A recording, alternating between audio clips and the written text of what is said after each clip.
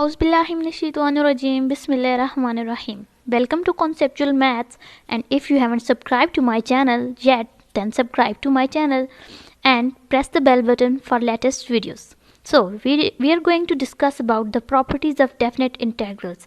I have described the definite integrals in my previous video, so let's start the properties of definite integrals. Definite integrals are so simple to solve, but people think it to be so difficult. So let's start the properties all that can give advantage in solving definite integrals. So the first property is the limit goes from a to a and the function f of x d of x is equal to 0. When the limit is from a to a, the limit is same as like I'm writing 1 to 1 and x dx, then x squared by 2 by solving the integral and putting again the limit, it will again comes to 0 because limit is same, there is no difference, then the result will be 0.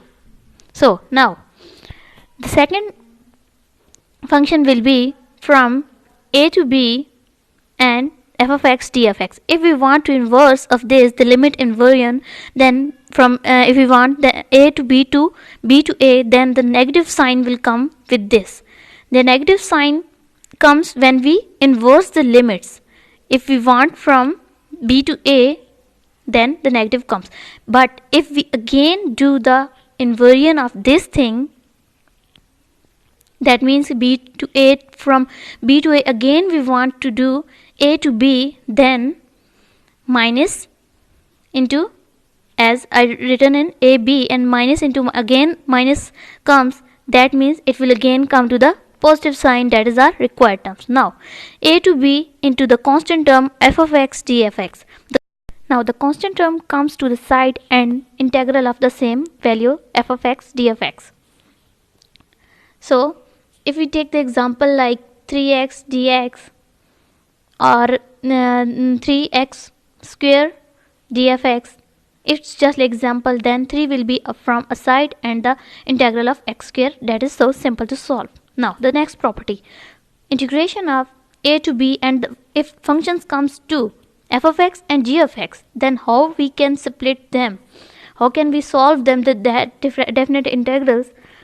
If it comes in minus or plus, then simply split it into a to b f of x and plus minus sign with the g of x.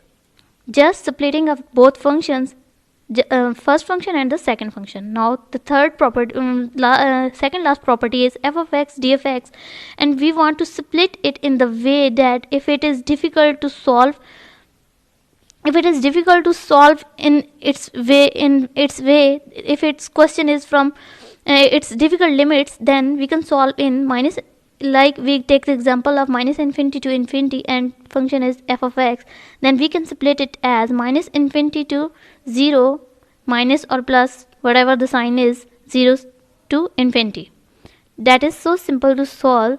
We can use it as from minus 1 to 1 or either difficult integration limits. So now the last one is, if we are given only the constant term of dx, then how can we apply the limits? So if we take a to b 1 dx or we say 6 dx, then we know the property for constant terms, 6 will be aside and then the remaining will be 1 dx. Integrating 1, that will come 6, that will come x.